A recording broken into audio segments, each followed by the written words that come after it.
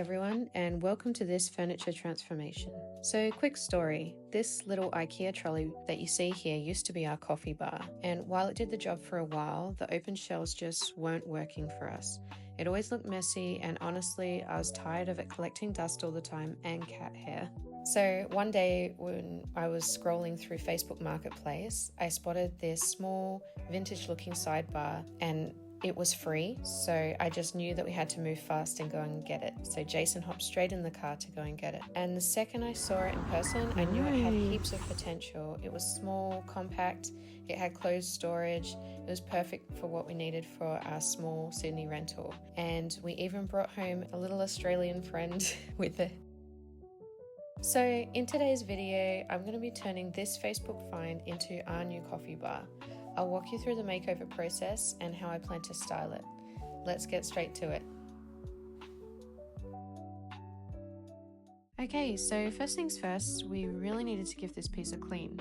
So I gave the whole cabinet a good wipe down with a degreaser spray and wipe. And that's a really important step to cut through any old grime or build-up. You really don't know if this piece has been sitting in someone's garage or in their kitchen for a long time, and it's probably pretty dirty. Next, I started removing the old door inserts and the handles. The inserts felt a bit dated, and I had a cool idea to make them look more updated. And as for the handles, I just didn't really feel like they were the right fit for this piece, so I decided to take them off as well. Once that was all done, I went back over this cabinet with a diluted vinegar solution. It had a slightly musty smell, which is pretty common for secondhand furniture in Sydney, and vinegar works really well to neutralize it, and also putting it in the sun can help with that as well. So, there was this wooden bar running across the back of the sideboard, and Jason and I couldn't figure out how it was attached. We spent quite a bit of time trying to unscrew everything from the inside and pull it off, and although it would wiggle a little bit, it just wouldn't actually detach. So we kept pulling and checking from different angles, and finally, after way too long, we noticed that it was drilled in from the side. Mystery solved. We finally were able to get it off.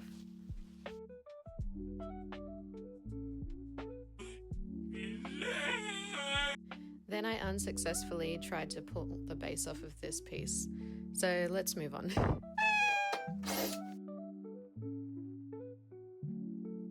Okay, the weather's really starting to warm up, so I'm going to put my hair up and we're going to take the doors off the cabinet, and that'll just make it easier to sand and paint, and I have something special planned for those doors anyway. So let's get started.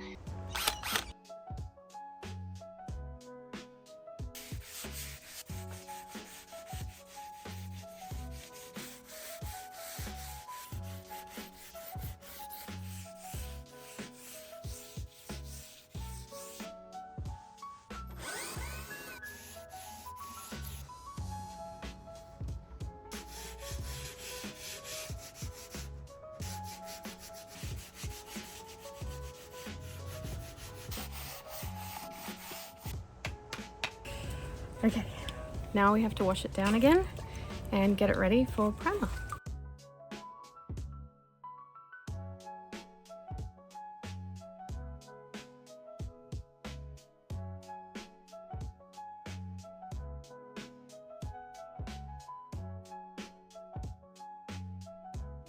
So I picked up this roller from Aldi.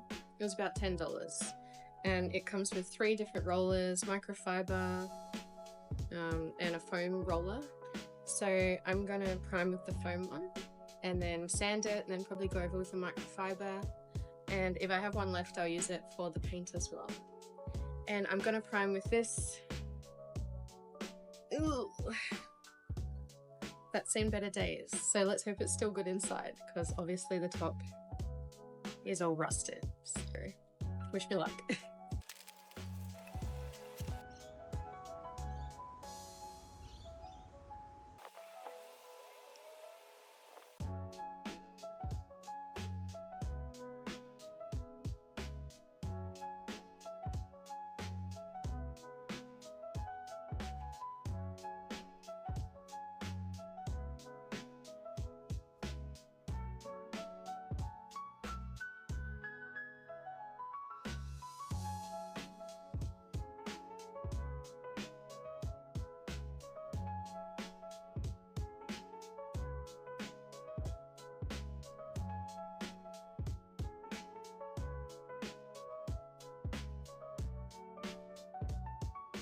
After we removed the bar at the back, there were a few holes that needed to be filled. So I mixed up some plaster of Paris and I filled those holes and let them dry and then sanded it down. But it doesn't always sand down perfectly. It can have some little gaps after it's sanded. So I had to redo the process. I went over them with a second layer to smooth it out properly. And then it came out great, ready for paint.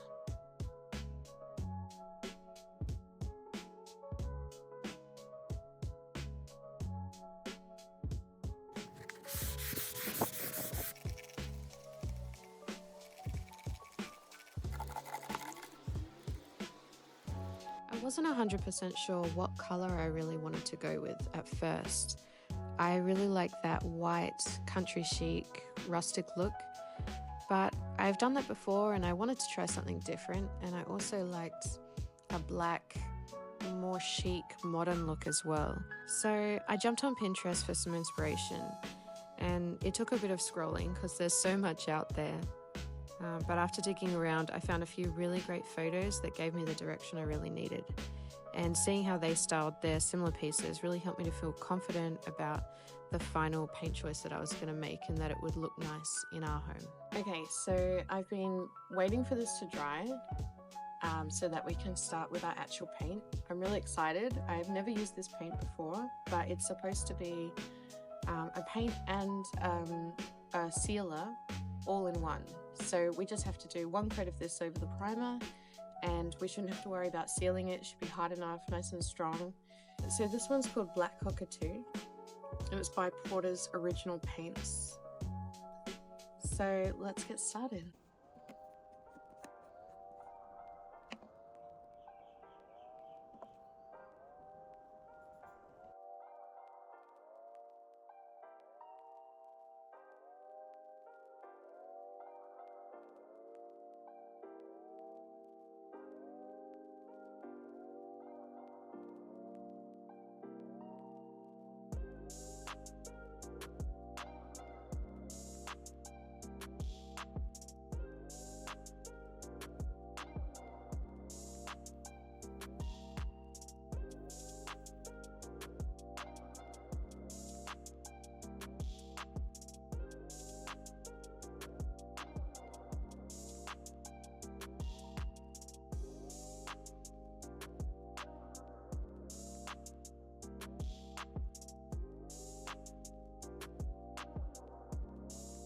Remember these door inserts? Well, I had a great idea to pull them out, cover them with fabric, and add some contrast and texture to this cabinet and give it more of a custom look.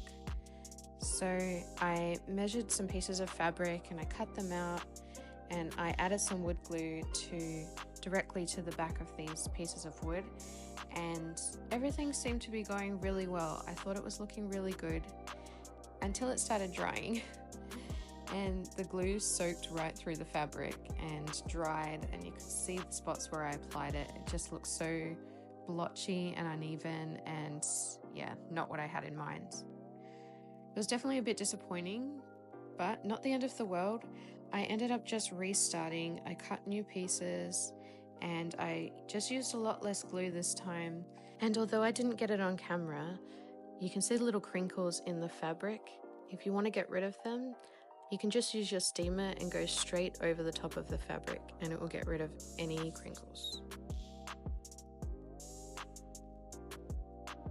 I also ordered some legs to lift the cabinet off the ground and to give it a bit more height. But before I could attach them, I needed some extra support on the bottom. The back of the cabinet didn't have a solid base for the legs to screw into, so we added a support beam along the back to help spread the weight evenly. It was a pretty simple fix, but it made a big difference in making sure the legs would sit sturdy and secure. And once that was in place, it was finally time to put the legs on.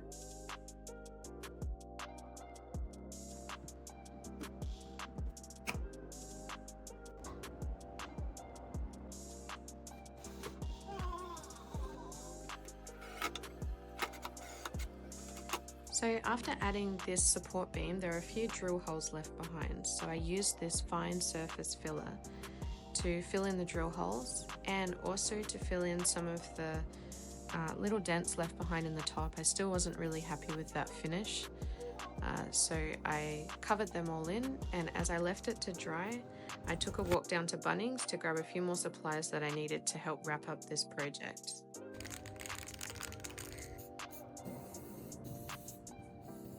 Finally, it was time for hardware, but when I went to add the hardware, I realized that the holes on the pole that I had bought were too high and they didn't line up with the rest of the hardware on the piece. So I had to fill those holes in and let them dry, and then measure out new drill hole just a little bit lower to make sure everything lined up properly. A small hiccup, but you'll notice how it makes a huge difference.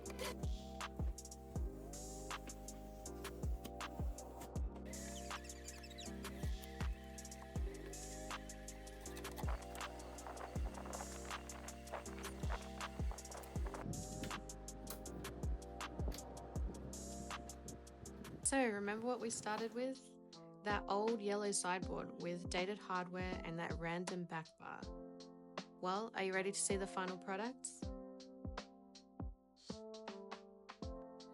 Well, we gave this piece a total glow up with a sleek black finish and gold hardware that really stands out, and some nice contrast with those different door finishes.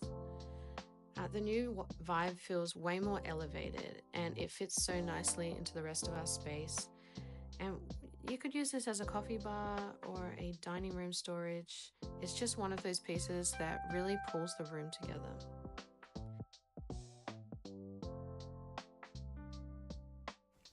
We use this piece every day. We have all our beans, mugs, and other drinks stored inside.